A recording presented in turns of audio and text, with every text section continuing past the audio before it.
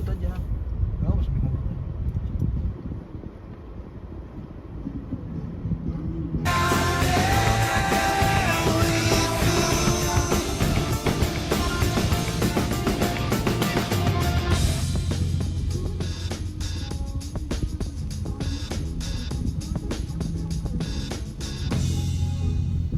Halo, selamat siang pendengar setia. Kita kembali lagi nih di Radio Suara Rakyat. Dan hari ini kita akan membahas topik yang sangat penting, yaitu Pemilu 2024. Pemilu akan segera datang dan kami punya berita terkini untuk Anda.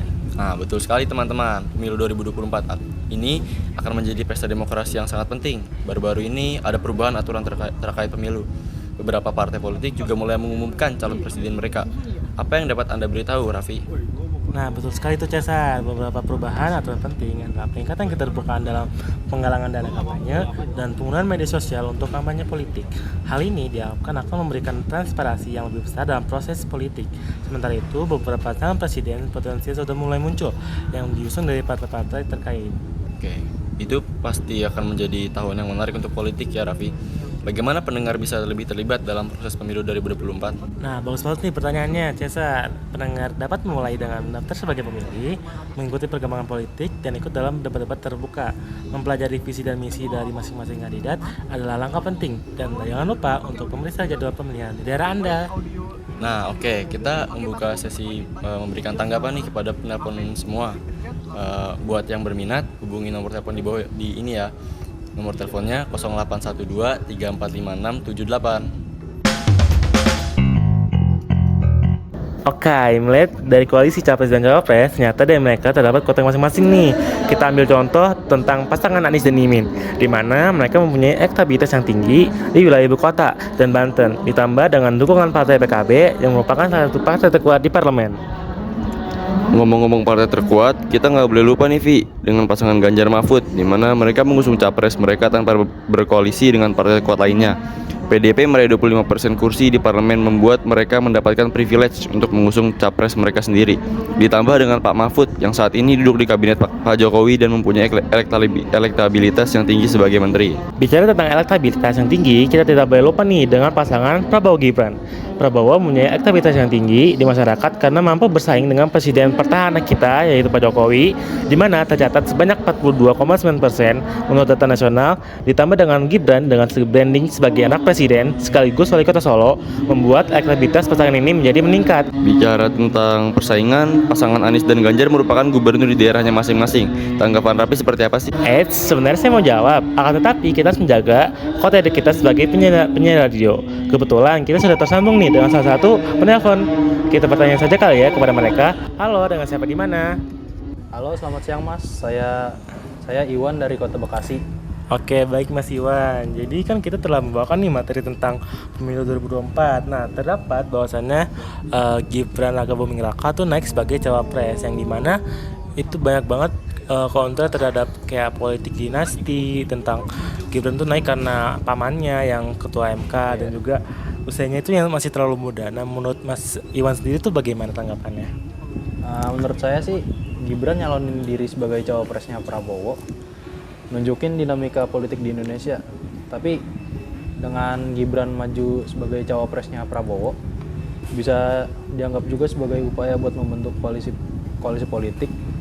Terus ada juga kemungkinan bisa dianggap negatif sama beberapa orang karena bakal dianggap sebagai nepotisme, kayak pamannya yang sebagai ketua MK, bapaknya yang sebagai presiden, sama adiknya yang sebagai ketua umum PSI. Itu aja sih Mas. Baik, makasih ya Mas Iwan. Nah, mungkin dari lanjutannya nih ya, kan terdapat 3 pasalon nih. Kalau Gibran sendiri kan sebagai cawapresnya Pak Prabowo. Nah, terdapat juga nih 2 capres yang berasal dari gubernur, yang dimana mereka tuh dari latar belakang gubernur, yaitu ada Pak Anies Baswedan dan Ganjar Pranowo. Nah, mereka sendiri tuh sering dianggap kayak karena mereka gubernur jadi mereka bisa nyapres karena mungkin memang suara di Jakarta dan suara di Jawa Tengah itu emang paling tinggi di Jawa. Nah, menurut Mas Iwan sendiri tuh bagaimana ya? Menurut saya kalau gubernur maju jadi capres itu boleh-boleh aja, karena kedua capres yang dulunya ngejabat sebagai gubernur pantas maju sebagai presiden kalau tidak melihat dari gagasan mereka. Tapi kalau melihat dari gagasan mereka, saya bakal mikir 2 kali kalau mau milih mereka sebagai presiden selanjutnya. Oke, baik Mas Iwan, terima kasih atas waktunya. Ya, terima kasih Mas. Baik banget ya tanggapan dari penelpon kita. Nah, kira-kira dari Jason sendiri gimana sih tanggapannya? Oke, balik lagi tentang elektabilitas, di mana masing-masing capres dan cawapres memiliki visi misi untuk mendapatkan suara terbanyak pada pesta demokrasi kali ini, yang tentunya ingin meraih suara dari anak-anak milenial. Nah, ngomong-ngomong tentang suara milenial, terdapat pasangan Prabowo Gibran yang sekarang jauh lebih santai daripada pemilu tahun ini. Terlebih lagi, Prabowo yang telah mencalonkan diri 3 kali, apakah menurut Yasar tahun ini akan menjadi tahunnya Pak Prabowo? Sebenarnya saya mau jawab nih, tapi kita harus menjaga kode etik kita sebagai penyiar radio. Kebetulan kita sudah tersambung dengan penelpon kita yang kedua. Kita bertanya saja kali ini dengan mereka. Halo, buat Ibu dipersilakan perkenalkan diri dan alamatnya. Selamat siang Mas, nama saya Bapak Murai. Saya dari kota Jember Utara. Oh, saya kira tadi ibu-ibu, maaf ya. Iya, Oke Mas, Pak. tidak apa-apa. Oke Pak. Jadi gimana nih tanggapan Bapak Murai terhadap Prabowo yang udah 3 kali nyapres tapi gagal jadi presiden? Mungkin menurut saya bukan ketiga kali ya, mungkin yang ketiga kali itu untuk sekarang, yang gagal itu cuma 2. Dan yang mungkin dia masih belum kapok. Pertama, dia mungkin masih memiliki banyak semangat karena dia dulunya kan juga mantan anggota TNI kan. Terus juga kalau misalkan kalian semua udah pernah pada nonton di siaran TV, itu dia sedang sesi namanya apa ya, sesi wawancara lah oleh Mbak Nana, atau yang kita kenal itu biasanya nama panjang itu Najwa Shihab. Nah di situ tuh kekayaan Prabowo kan ditunjukin juga. Mungkin dia atuh calon presiden 2024 yang paling kaya, yang kekayaannya itu hampir menyentuh berapa M gitu. Saya lupa waktu itu nonton. Mungkin salah satunya itu juga sih. Karena kita ini menjabat di Indonesia atau kita menjabat sesuatu itu kalau tidak ada modalnya tidak mungkin bisa, walaupun disupport oleh para partai. Oke. Buat menurut Bapak Murai itu kira-kira bagaimana sih tanggapannya? Apakah Prabowo bakal bisa jadi presiden nih di pemilu 2024 ini? Mungkin kalau dilihat-lihat dari sekarang, menurut saya itu bisa aja, cuman masih ada saingannya yaitu Ganjar. Kalau menurut saya Prabowo kenapa bisa menang? Pertama, dia pintar memilih wakilnya, karena wakilnya itu kan Mas Gibran, ya kan? Mas Gibran itu bisa dibilang untuk sekarang itu calon wakil presiden termuda. Dan juga untuk generasi-generasi sekarang kalau kita lihat itu rata-rata kan generasi milenial. Berarti kalau nanti saat mungkin dia terpilih, dia bisa memiliki ide-ide untuk mengembangkan generasi-generasi milenial sekarang. Dan juga mungkin untuk generasi milenial sekarang rata-rata mendukung Prabowo. Seperti itu sih yang sering saya lihat. Oke, terima kasih Bapak Murai untuk tanggapannya. Ya, sama-sama. Dari yang kita dengar dari masing-masing penelpon mempunyai pilihan tersendiri nih di hati mereka.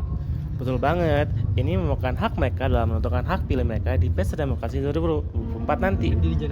Saya sendiri mengingatkan kepada seluruh pendengar untuk selalu tetap pada prinsip mereka di pemilu nanti.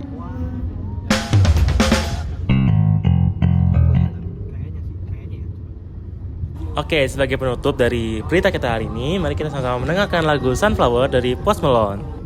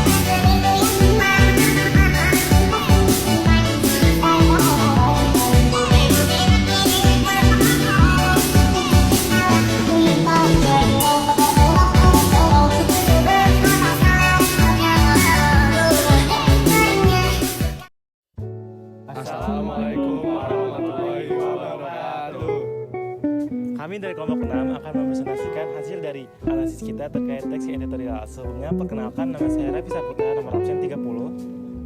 Nama saya Seseorang Gaji, absen 11. Saya Zakil Farizi, absen 36. Saya Feza Bazaki, absen 16. Saya Rifan Tiari Bisono, absen 32. Saya Rifan Rizky Setiadi, absen ke-7.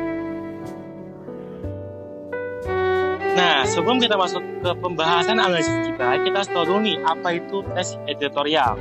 Nah, teks editorial berdasarkan pengertiannya adalah artikel yang merupakan pandangan reduksi terhadap suatu peristiwa atau berita aktual yang sedang menjadi sorotan. Nah, jadi kita sebagai kelompok 6 sedang mengamati atau menganalisis nih terkait suara milenial di pemilu 2024. Nah, selanjutnya ada perbedaan fakta dan opini. Fakta adalah keadaan peristiwa yang merupakan kenyataan atau sesuatu yang benar-benar terjadi. Dengan kata lain, fakta merupakan potret tentang keadaan atau peristiwa. Sebagai contoh, Pertamina menaikkan harga tabungan LPG 12 kg lebih dari 50%. Sedangkan opini adalah tanggapan redaksi untuk mendukung pandangan atau sikapnya terhadap peristiwa yang sedang dibahas. Sebagai contoh, kenaikan harga itu merupakan kado tahun 2014 yang tidak simpatik, tidak bijak, dan tidak logis. Jadi dapat ditarik kesimpulannya bahwa fakta tidak dapat dibantah karena mengandung informasi yang akurat dan aktual. Sedangkan opini merupakan suatu tanggapan dari redaksi yang masih bisa dipercayakan.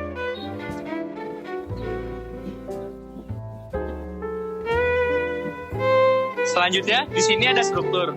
Yang pertama, pengenalan isu. Pengenalan isu merupakan bagian pendahuluan teks editorial yang berfungsi mengenalkan isu ataupun permasalahan yang akan dibahas. Yang kedua, penyampaian pendapat atau argumen merupakan bagian pembahasan yang berisikan tanggapan redaksi terhadap isu yang sudah diperkenalkan sebelumnya. Yang ketiga, ada penegasan ulang, yaitu berupa kesimpulan, saran, atau rekomendasi. Terdapat juga harapan redaksi kepada pihak terkait agar mengatasi persoalan yang terjadi dalam isu tersebut. Jadi teks editorial ini memiliki kaidah kebahasaan. Di antaranya, yang pertama, penggunaan kalimat retoris. Kalimat retoris merupakan kalimat pertanyaan yang ditujukan untuk mendapatkan jawaban yang dimaksudkan untuk membaca merenungkan masalah yang dipertanyakan tersebut sehingga tergugah untuk berbuat sesuatu atau minimal berubah pandangannya terhadap isu yang dibahas. Sebagai contoh, benarkah pemerintah tidak tahu atau tidak diberitahu mengenai rencana Pertamina menaikkan harga LPG? Nah, yang kedua, menggunakan kata-kata populer sehingga mudah bagi khalayak untuk mencernanya, yang bertujuan agar pembaca tetap merasa rileks meskipun membaca masalah yang serius dipenuhi dengan tanggapan yang kritis. Sebagai contoh, terkaget-kaget atau bercitra. Yang ketiga, menggunakan kata kerja penunjuk yang merujuk pada waktu tepat, peristiwa, atau hal lainnya yang menjadi pokok ulasan. Sebagai contoh, berdasarkan kesimpulan rapat itulah, Presiden kemudian membuat keputusan harga LPG 12 kg yang diumumkan pada hari Minggu kemarin. Lalu yang keempat, menggunakan kata konjungsi kausalitas seperti sebab, karena, oleh sebab itu. Hal ini terkait dengan penggunaan sejumlah argumen yang dikemukakan redaktur berkenaan dengan masalah yang dibahasnya. Sebagai contoh, masyarakat sebagai konsumen terkaget-kaget karena kenaikan tanpa didahului sosialisasi. Oke, selanjutnya kita akan menganalisis dari teks yang kita sudah buat yang berjudul Suara Milenial di tahun 2024. Nah, kalian tahu nggak sih kenapa kita ingin membuat teks tersebut atau menganalisis teks tersebut? Jadi, berdasarkan KPU pada tahun ini 2024 menetapkan bahwasannya DPT pemilu 2024 sebanyak 204.807.222 pemilih, yang dimana 66.800 merupakan generasi milenial. Tentunya suara milenial terhadap bakal calon presiden nantinya akan menentukan masa depan bangsa Indonesia. Selanjutnya, di sini ada unsur pembahasaan. Yang pertama, kalimat retoris. Contohnya itu A. Apa yang membuat suara mereka begitu penting? Yang kedua, B. Apakah mereka benar-benar akan mengubah arah politik negara ini? Terus selanjutnya ada yang dua, kata-kata populer. Contohnya itu A. Milenial, B. Digital native, yang C. Oke. Yang ketiga, ada kata ganti petunjuk yang merujuk pada waktu. Contohnya, pemilu 2024 dan tahun depan. Nah, yang merujuk pada tempat diantaranya ada Indonesia. Yang merujuk pada peristiwa, contohnya pemilu. Selanjutnya, di kaidah kebahasaan yang keempat ada konjungsi kausalitas. Di dalam konjungsi kausalitas terdapat sebab, itulah, partai, dan kandidat. Yang ingin mendapatkan dukungan dari generasi milenial harus mampu berkomunikasi dengan efektif dan memahami isu-isu yang mereka pedulikan. Pendidikan, pekerjaan, dan lingkungan adalah faktor-faktor yang akan menjadi penentu mereka. Oke, di sini saya akan menganalisis dari teks editorial yang kita buat. Yang pertama ada pengenalan isu. Teks dimulai dengan memperkenalkan isu utama, yaitu peran penting generasi milenial dalam pemilu 2024. Pengenalan ini membantu membawa pembaca ke inti pembahasan, memberi mereka gambaran tentang apa yang akan dibahas dalam teks. Yang kedua, ada argumentasi. Teks kemudian menyajikan argumen yang kuat tentang mengapa suara generasi milenial sangat penting dalam pemilu tersebut. Argumentasi ini mencakup fakta-fakta seperti akses generasi milenial terhadap teknologi digital, aspirasi mereka untuk menciptakan perubahan, serta kemampuan mereka untuk mempengaruhi politik melalui media sosial. Semua argumen ini disampaikan dengan jelas dan terstruktur dengan baik. Yang ketiga ada penjelasan ulang. Teks berakhir dengan penjelasan ulang yang memperkuat pesan inti tentang pentingnya suara generasi milenial. Ini juga mengingatkan pembaca tentang kesempatan dan tanggung jawab yang dimiliki generasi ini dalam membentuk masa depan negara. Penjelasan ulang ini memastikan bahwa pesan utama tercetak dalam pikiran pembaca. Sekian presentasi dari kita, kurang lebihnya mohon maaf. Semoga teman-teman bisa memahami apa yang kita presentasikan. Wassalamualaikum warahmatullahi wabarakatuh.